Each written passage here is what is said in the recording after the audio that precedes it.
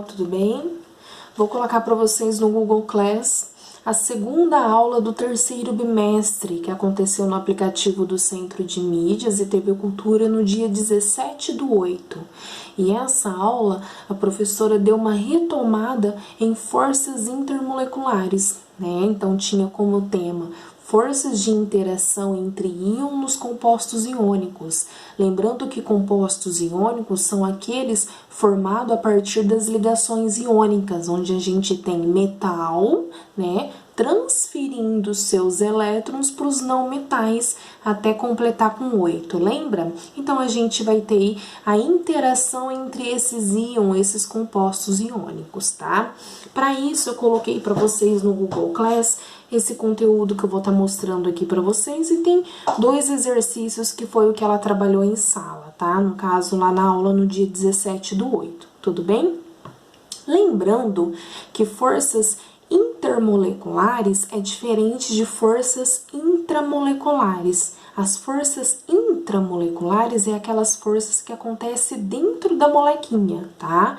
E forças intermoleculares são as forças externas que acontecem entre uma molécula e outra, né?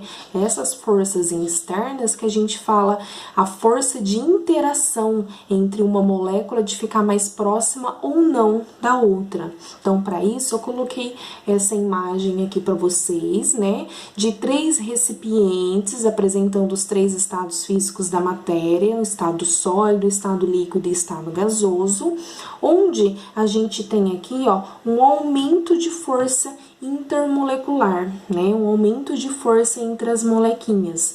No estado líquido e no estado sólido, elas possuem forças intermoleculares que impedem que elas sejam expandidas, né? Diferente aqui no estado gasoso.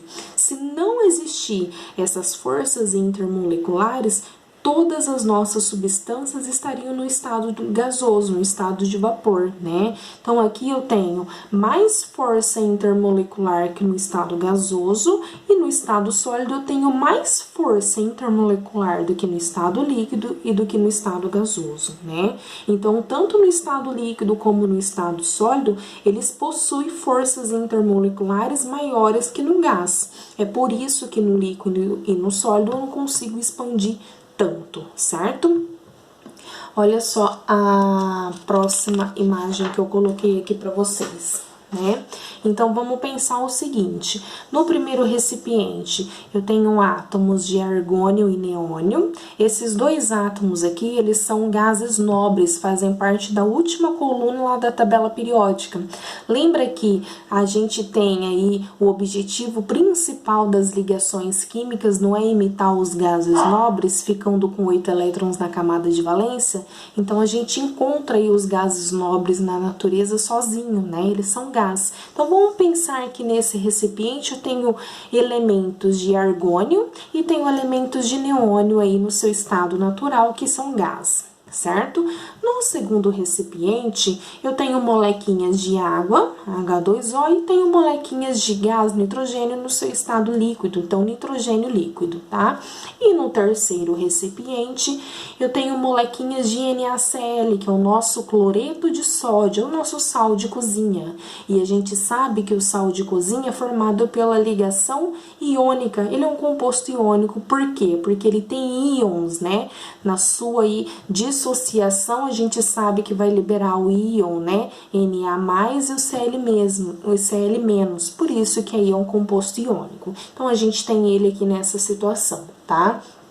As propriedades físicas das substâncias, elas podem ser entendidas como por uma teoria que a gente chama teoria cinética molecular.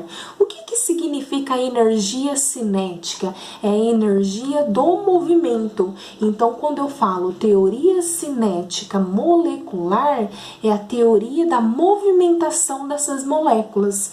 Nos estados sólido, líquido e gasoso, a gente estuda essas teorias, né? Como é que estão o movimento dessas partículas, né? Então, no estado gasoso, por exemplo, a gente fala que os gases, eles são altamente compressíveis. O que significa isso? Que no estado gasoso eu consigo comprimir comprimir essas molequinhas aí. Então, quando eu comprimo essas moléculas, eu aumento a pressão e aumento a temperatura também, né? Quando a gente consegue comprimir o gás em um recipiente fechado, ele vai acabar assumindo aí a forma e o volume daquele recipiente, tá? Então, as moléculas gasosas, elas são separadas, né? Elas não interagem muito entre si. Por isso que tá dessa forma aqui, ó. Elas estão bem separadas. A gente fala que nas moléculas no seu estado gasoso tem uma desordem total. Por quê? Porque elas se movimentam, essa teoria cinética molecular é porque elas se movimentam por todas as direções. A gente fala que tem muitos espaços vazios e as partículas, elas têm grande liberdade de movimentação, né? Elas ficam muito separadas entre si. Quando o recipiente é aberto, o que que acontece? Elas aí escapam para a atmosfera, né? No estado líquido, a gente fala que as partículas, elas são quase incompreensíveis, né? Eu consigo comprimir um pouquinho, são quase. Por quê? Porque no estado líquido, sempre quando a gente comprime, por exemplo, eu pego um recipiente com água, vou tentar comprimir ele, o que vai acontecer? É quase incompreensível, porque senão vai vazar as aguinhas para fora, né? Então, a gente fala que a forma, ela acaba assumindo aí a forma, mas o volume não vai assumir. Então, ela tem a forma, mas não o volume do recipiente. Então, vamos pensar o seguinte, né? Eu tenho 1 litro de água, eu posso colocar esse 1 litro de água em uma garrafa de 2 litros, uma garrafa de 3 litros, uma garrafa de 4 litros, que vou continuar, só mudei o recipiente, mas eu vou continuar com a mesma quantidade, que é 1 litro, né? Então, a gente fala, ela vai assumir a forma, né, do recipiente que eu colocar, mas a sua quantidade, o seu volume, ela não assume, né? Não tem aí o volume do recipiente, tá? O que que acontece aqui, ó? Eu tenho mais forças intermoleculares, né? Tem uma desordem? Sim, mas não tanto aqui como no estado gasoso. As partículas, elas ficam em um pouquinho separadas, mas ainda a gente tem uma aglomeração entre elas, né? Então, a gente tem uma aglomeração de partículas e tem aí algumas que estão livres, né? No estado líquido, a gente fala que essas partículas, elas conseguem se movimentar entre si, então uma desliza sobre a outra, né? Elas têm aí uma certa capacidade, uma certa liberdade de movimentação, porém não é tanto como no estado gasoso, tá? Então aí as molequinhas de substâncias líquidas, elas são mantidas mais próximas, né, do que as moléculas lá no estado gasoso, mas não de maneira tão rígida, né, como no estado sólido. Elas são mantidas próximas, mas não tão rígida, de tal forma que essas moléculas, elas já conseguem aí se deslizar umas sobre as outras, tá? E no estado sólido, professora, no estado sólido elas são incompreensíveis, a gente não consegue comprimir um cubo de gelo, senão eu quebro ele, né? Então, elas, por isso que a gente fala que as partículas no estado sólido, elas assumem aí, elas têm a forma e têm o volume definido, né? Então, a gente fala que tem um arranjo ordenado, bem ordenadinho, as partículas basicamente, elas têm uma posição, um volume fixo, né? Estão bem próximas uma das outras, né?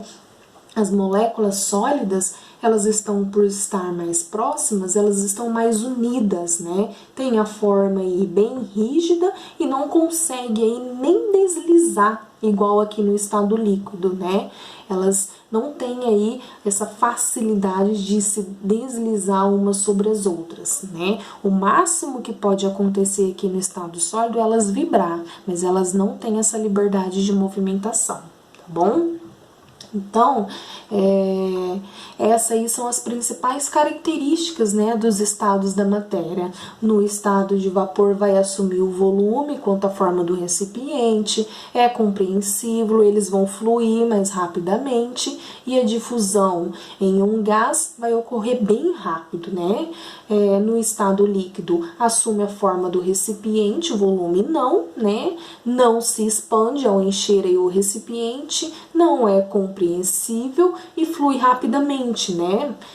No estado sólido, a difusão em líquido ocorre lentamente, né? No caso, retém sua própria forma. No estado sólido, eles têm a forma e o volume próprio, visualmente é incompreensível, não flui, e a difusão em estado sólido ocorre de maneira bem lenta, tá? Então, aí são as principais características. Lembrando que, para passar de um estado para outro, eu aumento o calor, eu aumento a energia entre essas moléculas, ou eu retiro, né, o calor e retiro a energia dessas moléculas, tá? Essa daqui, ó, é um exemplo principal de substância iônica, um composto iônico. Ele está aí no seu estado sólido. Todos os compostos iônicos são sólidos, tá? Por isso que eles não conduzem aí, né, são difíceis aí, né, de movimentação, de conduzir essa liberdade aí de energia, tá bom? Eu trouxe aqui para vocês um exemplo da água, né? Então, ó, eu tenho água nos seus 3 estados físicos, no sólido, no líquido e no gasoso. A gente sabe que no estado sólido, a interação entre as partículas são bem fortes, então elas estão fortemente ligadas, né, fazendo com que elas ocupem aí o seu posições fixas, né, ou seja, tem um volume próprio e ocupa aí um espaço, né, a forma e o volume fixo. O que acontece no estado sólido, o máximo que pode acontecer é essas molequinhas vibrarem, certo? Mas elas estão fortemente ligadas. Quando eu passo do estado sólido para o estado líquido, eu dou energia para ela, eu dou mais calor para essas moléculas, então vai acontecer a fusão, é a passagem do sólido para o líquido, certo? No estado líquido, elas devem aí estar próximas, deve ter alguma aglomeração, porém ela já tem liberdade de movimento, certo? Quando eu quero passar do estado líquido para o estado gasoso, o que eu dou para essas moléculas, para essas partículas? Eu dou mais ainda energia, é onde vai acontecer a vaporização, né? Então, do estado líquido para o gasoso, eu dou mais calor, dou mais energia para essas moléculas. Quando eu quero voltar, quero que acontece que o vaporzinho de água, né? A água no seu estado gasoso, eu retiro o calor dela, eu retiro a energia dela. Então, eu vou tirando o calor, vou tirando a energia. As moléculas que aqui estavam bem agitadas, vai começar a ficar menos agitadas. É onde vai acontecer a condensação, porque se eu tiro o calor, eu tiro energia. Certo? A mesma coisa, se eu quero do estado líquido para o estado sólido, o que eu vou fazer com as molequinhas? Eu vou tirar mais calor ainda, eu vou tirar mais energia, eu quero que elas fiquem paradinhas, né? Se eu tiro mais calor e mais energia, a hora que passar do líquido para o sólido, elas aí vão ficar bem fortemente ligadas, vão ficar paradinhas entre si, porque eu tirei toda a sua energia, tirei todo o seu calor, certo? Então, aí é um exemplo clássico, né, da substância de água. Então, quando a gente quiser converter um gás em um líquido para o sólido, requer que as moléculas se aproximem, né? Então, eu vou fazer o resfriamento ou fazer a compreensão dessas moléculas, né?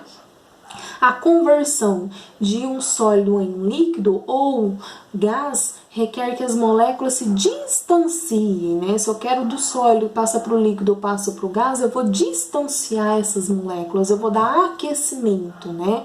A redução aí da pressão.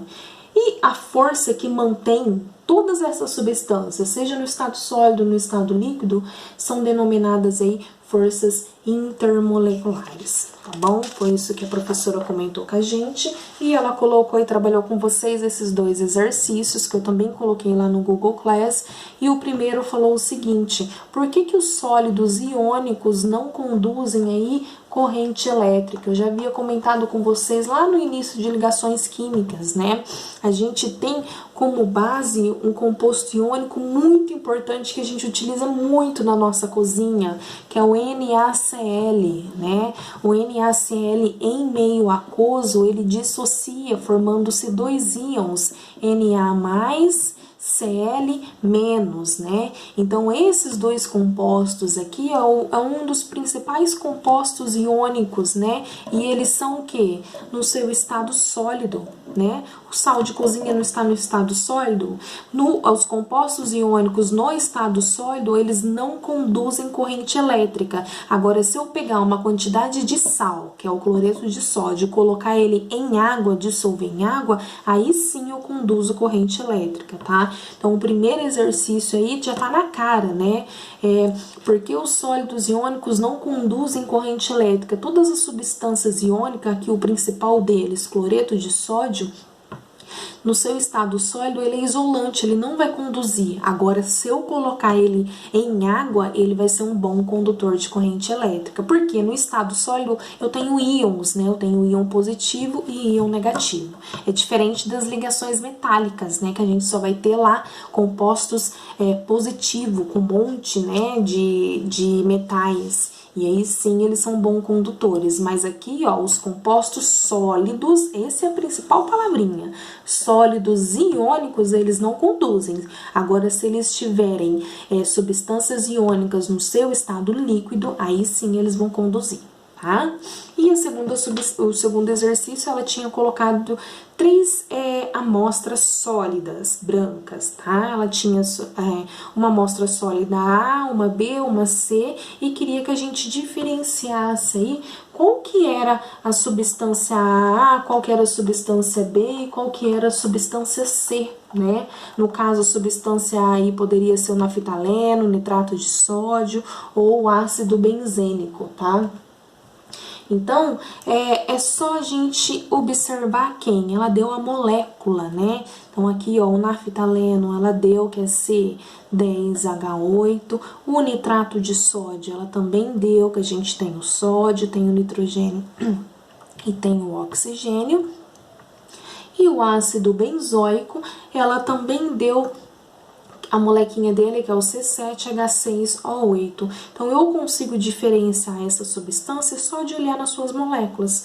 Aquela substância que eu tenho compostos formados por metais e não metais, aquelas substâncias que a gente fala que são compostos iônicos, né? Vão ter maior ponto aí de fusão de ebulição, né? As substâncias moleculares que são formadas só pelo finalzinho da tabela periódica, que é a ligação covalente, lembra? Que é lá a família 5A, 6A e 7A, a partir da família lá do nitrogênio, do carbono, então o finalzinho mais o hidrogênio são compostos moleculares, eles têm baixo ponto de fusão de ebulição, né? Então eles conduzem menos corrente elétrica, e o intermediário vai ficar esse ácido benzoico, que tem tanto compostos não metais com o elemento de oxigênio aí. Então, como que a gente consegue diferenciar aí? Primeiro, o nitrato de sódio, ele é a única substância iônica aí, ó, NaNO3, né? Vai liberar Na+, em sua dissociação, né? Na+, mais NO3-, né? Então, esse é um composto iônico, o principal, é só ele que é o composto iônico aí. Portanto, ele vai ser aquela substância que tem maior ponto de fusão e maior ponto de ebulição. Qual que vai ser? Se a gente olhar na tabela aqui, aquele que tem maior ponto de fusão e de ebulição, então vai ser aí o meu NaNO3, que é o meu nitrato de sódio, né? Depois, qual que é o outro intermediário, né, que é formado por um ácido benzoico? Por que intermediário, professora? Porque se eu olhar nessas duas molequinhas, aqui eu só tenho carbono e hidrogênio. É um composto formado lá pelos não metais, finalzinho da tabela periódica. Se eu olhar aqui, eu tenho carbono, hidrogênio e oxigênio. O oxigênio é bastante eletronegativo. Então, esse daqui, consequentemente, vai ser mais forte que esse, né? Então, o ácido benzoico vai ser aquele segundo composto que apresenta aí ponto de fusão e ebulição mais alto, que no caso vai ser aqui o C, né? Então, esse daqui vai ser o C7H6O2, porque eu tenho o oxigênio que é bastante eletronegativo. E aqui, e o B, então, sobrou para quem? Para o naftaleno, né? O naftaleno aí vai ser o C10H8. Não tenho nenhum elemento mais eletronegativo, é um composto molecular aí, tá? Formado por ligação covalente. Tudo bem? Espero ter contribuído aí, sanado as dúvidas de vocês. E a próxima aula dela que vai ser importante, que vai ser uma das aulas sobre aí os tipos de interação entre esses íons. Eu já até havia comentado com vocês em um dos vídeos de forças intermoleculares, mas aí a nossa próxima aula eu comento mais detalhadamente. Tá bom? Um abraço e até a próxima.